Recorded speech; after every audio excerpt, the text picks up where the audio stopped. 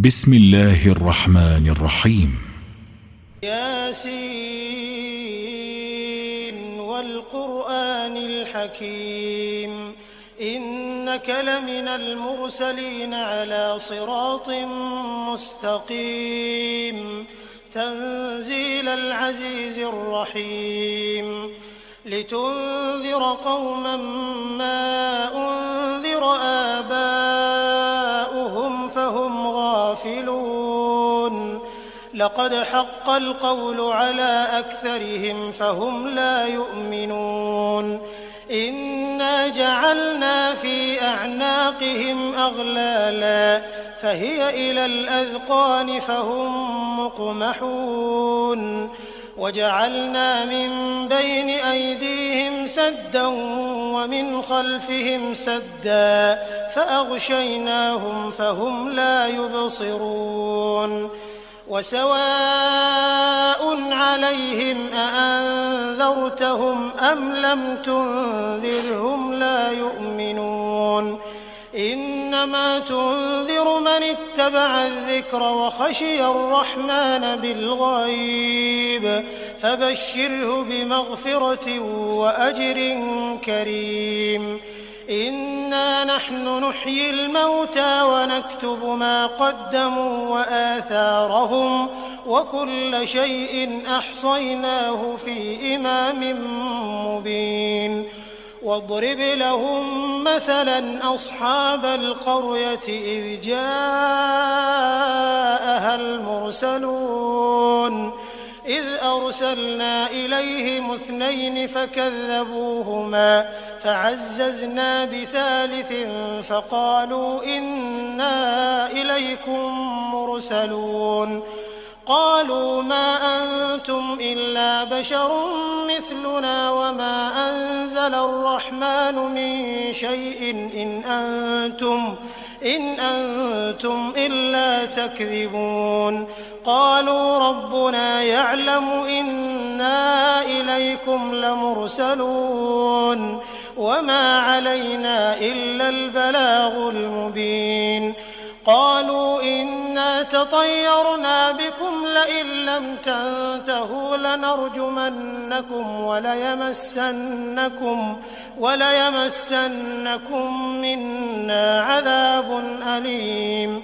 قالوا طائركم معكم أئن ذكرتم بل أنتم قوم مسرفون وجاء من أقصى المدينة رجل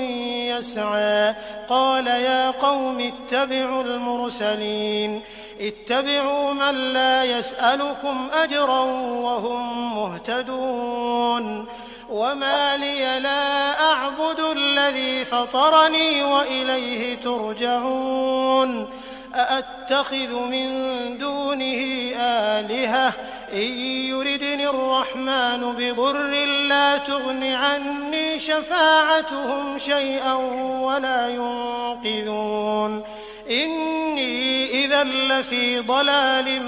مبين إني آمنت بربكم فاسمعون قيل ادخل الجنة قال يا ليت قومي يعلمون بما غفر لي ربي وجعلني من المكرمين وما أنزلنا على قومه من بعده من جند من السماء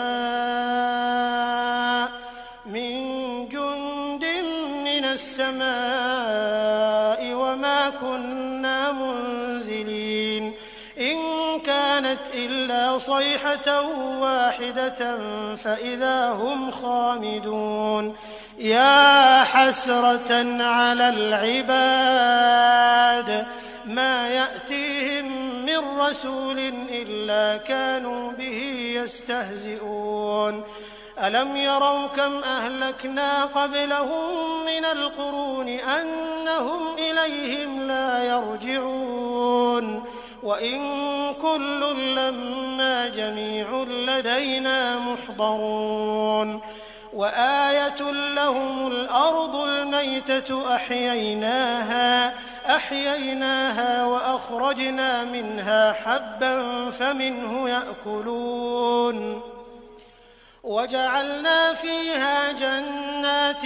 من نخيل وأعناب وفجرنا فيها من العيون ليأكلوا من ثمره وما عملته أيديهم أفلا يشكرون سبحان الذي خلق الأزواج كلها مما تنبت الأرض ومن أنفسهم ومما لا يعلمون وآية لهم الليل نسلخ منه النهار فإذا هم مظلمون والشمس تجري لمستقر لها ذلك تقدير العزيز العليم والقمر قدرناه منازل حتى عاد كالعرجون القديم لا الشمس ينبغي لها أن تدرك القمر ولا الليل سابق النهار وكل في فلك يسبحون وآية لهم أنا حملنا ذريتهم في الفلك المشحون وخلقنا لهم من مثله ما يركبون وإن نشأ نغرقهم فلا صريخ لهم ولا هم ينقذون إلا رحمة منا ومتاعا إلى حين وإذا قيل لهم اتقوا ما بين أيديكم وما خلفكم لعلكم ترحمون وما تأتيهم من آية من آيات ربهم إلا كانوا عنها معرضين وإذا قيل لهم أنفقوا مما رزقكم الله قال الذين كفروا للذين آمنوا أنطعم من لو يشاء الله أطعمه إن أنتم إلا في ضلال مبين ويقولون متى هذا الوعد إن كنتم صادقين ما ينظرون إلا صيحة واحدة تأخذهم وهم يخصمون فلا يستطيعون توصية ولا إلى أهلهم يرجعون ونفخ في الصور فإذا هم من الأجداث إلى ربهم ينسلون قالوا يا ويلنا من بعثنا من مرقدنا هذا ما وعد الرحمن وصدق المرسلون إن كانت إلا صيحة واحدة فإذا هم جميع لدينا محضرون فاليوم لا تظلم نفس شيئا ولا تجزون إلا ما كنتم تعملون إن أصحاب الجنة اليوم في شغل فاكهون هم وأزواجهم في ظلال على الأرائك متكئون لهم فيها فاكهة ولهم ما يدعون سلام قولا من رب رحيم وامتازوا اليوم أيها المجرمون ألم أعهد إليكم يا بني آدم ألا تعبدوا الشيطان إنه لكم عدو مبين وأن اعبدوني هذا صراط مستقيم ولقد أضل منكم جبلا كثيرا أفلم تكونوا تعقلون هذه جهنم التي كنتم توعدون اصلوها اليوم بما كنتم تكفرون اليوم نختم على أفواههم وتكلمنا أيديهم وتشهد أرجلهم بما كانوا يكسبون ولو نشاء لطمسنا على أعينهم فاستبقوا الصراط فأنى يبصرون ولو نشاء لمسخناهم على مكانتهم فما استطاعوا مضيا ولا يرجعون ومن نعمره ننكسه في الخلق أفلا يعقلون وما علمناه الشعر وما ينبغي له إن هو إلا ذكر وقرآن مبين لينذر من كان حيا ويحق القول على الكافرين أولم يروا أنا خلقنا لهم مما عملت أيدينا أنعاما فهم لها مالكون وذللناها لهم فمنها ركوبهم ومنها يأكلون ولهم فيها منافع ومشارب أفلا يشكرون واتخذوا من دون الله آلهة لعلهم ينصرون لا يستطيعون نصرهم وهم لهم جند محضرون فلا يحزنك قولهم إنا نعلم ما يسرون وما يعلنون أولم ير الإنسان أنا خلقناه من نطفة فإذا هو خصيم مبين وضرب لنا مثلا ونسي خلقه قال من يحيي العظام وهي رميم قل يحييها الذي أنشأها أول مرة وهو بكل خلق عليم الذي جعل لكم من الشجر الأخضر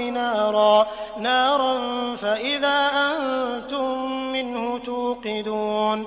أوليس الذي خلق السماوات والأرض بقادر على أن يخلق مثلهم بلى وهو الخلاق العليم إنما أمره إذا أراد شيئا أن يقول له كن فيكون فسبحان الذي بيده ملكوت كل شيء وإليه ترجعون بسم الله الرحمن الرحيم الرحمن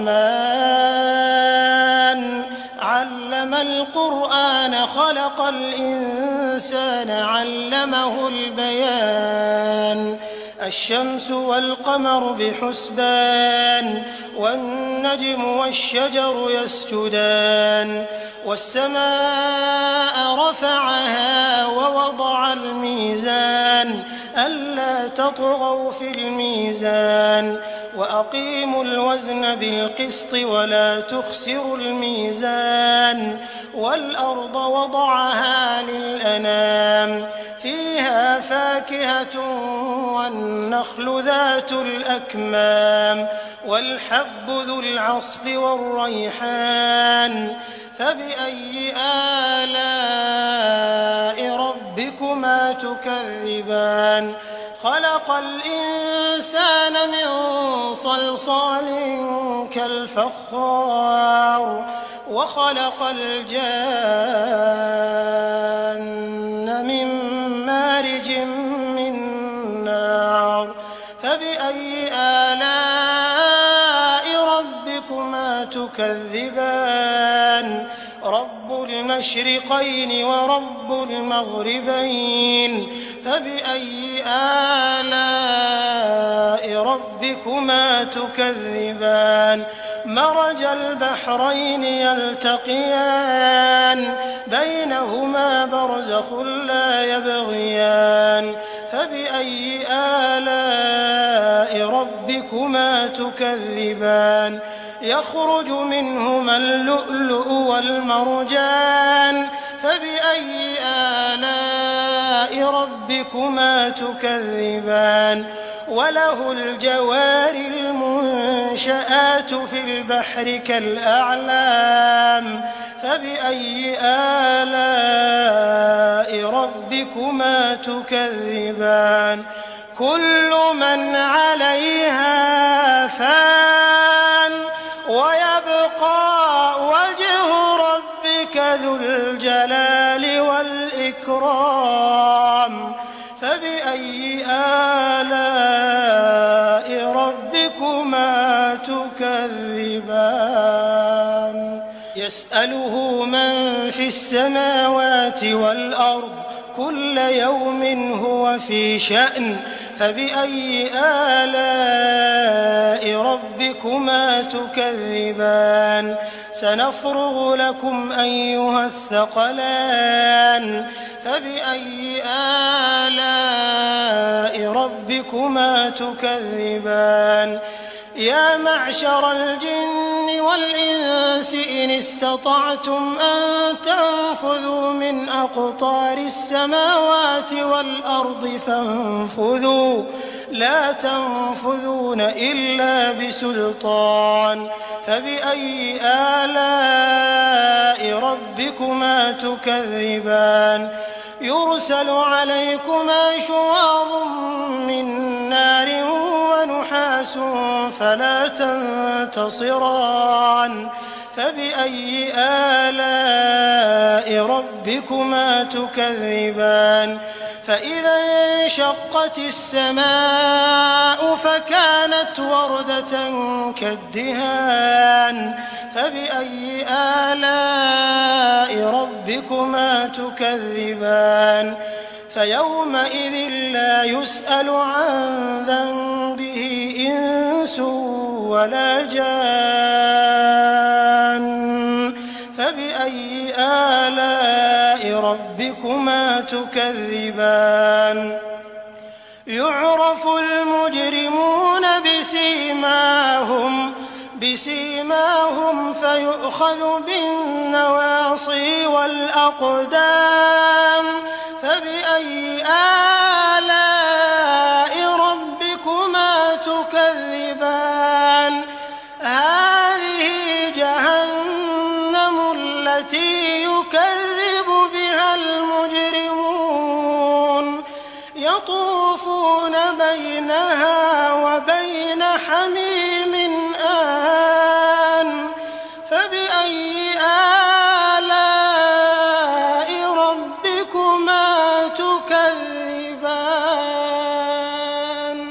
ولمن خاف مقام ربه جنتان فبأي آلاء ربكما تكذبان ذواتا أفنان فبأي آلاء ربكما تكذبان فيهما عينان تجريان فبأي آلاء ربكما تكذبان فيهما من كل فاكهة زوجان فبأي آلاء ربكما تكذبان متكئين على فرش بطائنها من استبرق وجنى الجنتين دان فبأي آلاء ربكما تكذبان فيهن قاصرات الطرف لم يطمثهن إنس قبلهم ولا جان فبأي آلاء ربكما تكذبان كأنهن الياقوت والمرجان فبأي آلاء ربكما تكذبان هل جزاء الإحسان إلا الإحسان فبأي آلاء ربكما تكذبان ومن دونهما جنتان فبأي آلاء ربكما تكذبان مدهامتان فبأي آلاء ربكما تكذبان فيهما عينان نضاختان فبأي آلاء ربكما ربكما تكذبان فيهما فاكهة ونخل ورمان فبأي آلاء ربكما تكذبان فيهن خيرات حسان فبأي آلاء ربكما تكذبان حور مقصورات في الخيام فبأي آلاء ربكما تكذبان لم يطمثهن إنس قبلهم ولا جان فبأي آلاء ربكما تكذبان متكئين على رفرف خضر وعبقري حسان فبأي آلاء ربكما تكذبان تبارك اسم ربك ذي الجلال والإكرام